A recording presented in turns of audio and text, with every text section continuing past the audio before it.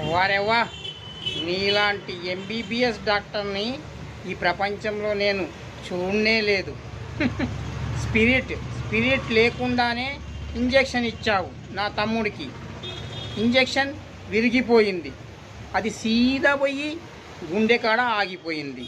నా తమ్ముడేమో సావు బతుకుల మధ్యలో ఉన్నాడు. నీ మీద మర్డర్ కేసు పెడతాను, అర్థమవుతుందా? నాకు అర్థమైంది నువ్వు ఎంబీబీఎస్ చేసింది డబ్బులు ఇచ్చి సర్టిఫికేట్ కొన్నావని.